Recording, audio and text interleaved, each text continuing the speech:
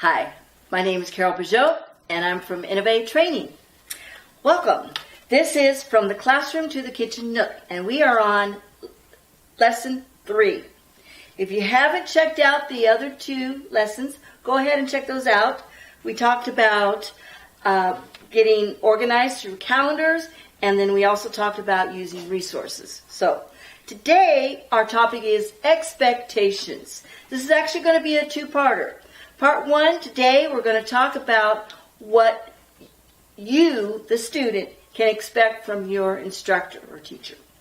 Okay? So those are the things that you should or you would expect from your teacher to be able to help you be as successful as possible in the classroom. Now, what we're going to talk about today is going to be, will be for online, or it could also be for a classroom. So whether you're an online student or a classroom student, this could be applicable to you. Okay? So, part 2, we will talk about the opposite, what your instructor should be able to expect from you. Okay? So, also, as we go through these expectations, I'm sure there's going to be many that you're going to think about, oh, you didn't mention that one. Well, if I didn't mention that one, make sure you go down to the comments and put your ideas in. And hey, while you're down there, go ahead and click on subscribe, like, and the little bell so that you can make sure that you get more of this valuable information. Okay? We're going to have a part 2, so you don't want to miss part 2. So make sure you do that. Like, subscribe, and bell. All right, and also leave your comments. And again, if I miss any, because we all have different experiences, and I'm sure there are expectations that you have that you may have dealt with in the past or have, comes to mind. So make sure that you leave those in the comments. All right, so what can you expect from your instructor, teacher? Well, first of all, you want your instructor to be passionate. You want them to love what they're teaching. A teacher who is complacent or bored or just burned out, it's very hard to mask those. They may try, but it really comes across, and the students pick up on it. And it really sets the mood for the whole classroom. So students will expect their instructor to love what they're teaching or have some passion for it. And what kept me going was knowing that what I'm teaching my student was going to benefit them. It was going to help change their lives. So and students would want that in their instructor. They also want teachers who care about their students. They want them to challenge the students. Students want a teacher that will challenge them. Don't make it too easy.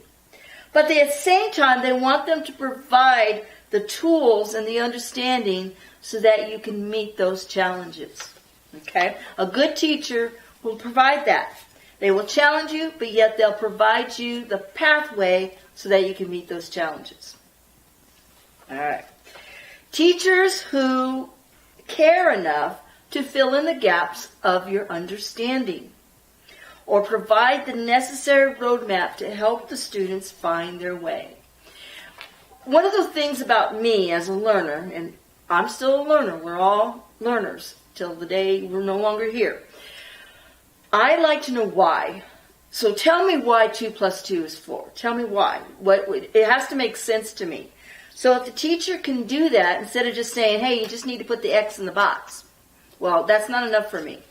If I'm going to remember it, I need to be able to process it and understand why. So a teacher who will take that extra step and explain that is a great teacher. So fill in those gaps of understanding.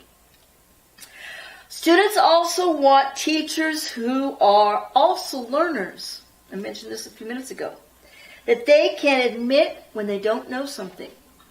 That they could turn that into a classroom project. Okay, I don't know what this is. I don't know the answer to this. But let's find out. Let's look at it together. This group, I want you to research this part of it. This group, I want you to research this part of it. And I'll come back with this, and we'll have a discussion. That's an engaging activity. And it doesn't bring the teacher down to the student's level. It makes the teacher approachable and human. Not every teacher knows everything. Okay? So there's going to be some times where your teacher may not know something. And it is human to be able to not know it and be able to learn from it. Now, I'm an adult instructor. So my adult students come from a variety of backgrounds, education levels, geographical places that they've come from, occupations. So there's many things I've learned from my students. And I think it takes a good person or a person who's willing to grow who can admit that they don't know something. And so if I don't know something, I will tell this class and then say, hey, let's figure this out. Okay? They want teachers who can respect them. Now, it doesn't matter how old you are. Now, again, this course is for young adults and adults, meaning high school, college, and all that. Every person should be respected and treated with dignity. And what that means is the teacher should not shame the student, should not, whether in private or in front of the class. The student should not be criticized in front of the class. If there's a problem, the teacher should take the student aside and not do it in front of the class. And teachers should also control the classroom so that the other students aren't that way as well. For instance, if a student is given a presentation, you don't want the classroom heckling the student who's presenting. Also, what I tell my students, I don't want anybody on the keyboards. I don't want to hear any tapping on the keyboards because all my students have computers. I don't want anybody on their phones. I want everybody engaged in what the student is presenting because they would want that same respect when they get up there. So the teacher needs to be able to control the classroom as well. If it's a Zoom, doesn't matter. If you're at home, you should be engaged with the class and not doing something else while one of the students is talking. All right. What else? They want a teacher who values the student's time. And that means showing up on time. If you have a meeting, the teacher is there, ready, and also prepared. If it's an online meeting, again, the teacher is there, prepared, and ready to go. If it's a classroom, the teacher has all the materials ready. They don't have to interrupt the class to go, make copies. Now, there's going to be times where a copy is needed and it wasn't expected. That's going to be the exception. That's what I'm trying to say. I'm going to spit it out. They want teachers who will celebrate their successes.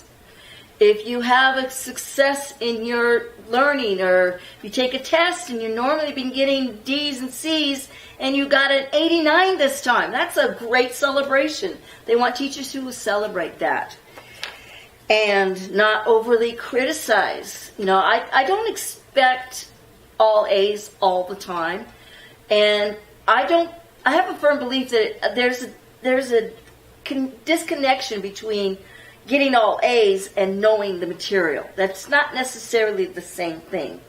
So, yeah, it's great if you get all A's. That's wonderful. But sometimes I could celebrate a student who got a C, especially if they do well in the hands-on.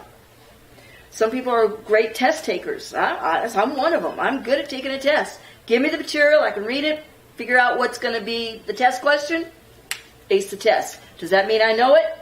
Not necessarily. So, yeah, they want to be celebrated. Even the ones who fall in the middle. Okay. They want teachers who don't have an agenda other than to teach. What I mean is they don't come in with a political or religious or other type of agenda. They're not trying to sell them on anything. They're not trying to sell. When you deal with adults, sometimes instructors feel that they can they have a captive audience that they can try to get the adults to buy into whatever it is that they're trying to get them to buy into. There should be none of that in the classroom. Again, respecting the student's time. It's here, this time is about learning. Okay. Finally, They want teachers who will communicate. Those teachers will return the calls, return emails within 24 hours, or if it's in a classroom, will acknowledge a raised hand, or will take the time to explain something if the time is available. You got to take into consideration the dynamics of what's going on in the classroom. The teacher might say, hey, why don't we save that question for after class? Sometimes I'll do that. Sometimes a student will ask a pointed question during lecture time that is a little bit off topic. Well, instead of going through with the whole class, I might say, hey, let's get together after this lecture and we'll go over it. Okay? So, teachers who will communicate. So those are the things. And again, if I missed something, make sure you go ahead and put those down in the comments. This is the first part.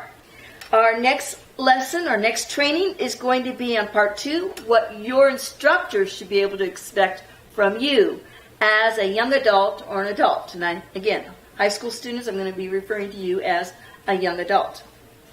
Don't forget to check out the SOAR program. SOAR stands for the Seminar of Academic Readiness. I said occupational. Seminar of Academic Readiness. This is a student readiness program. It is a awesome program that I put together. Not only will you get to see my face, but you'll get lots and lots of resources from it. These little trainings that I've been presenting are little samples of the SOAR program, but you'll get a lot more. So go ahead and check it. The link is down below, and I think you're going to like it. So join me next lesson. There'll be lesson 4, and we will talk about part 2, what your instructor should be able to expect from you as a young adult or adult student. All right. See you next time. Bye.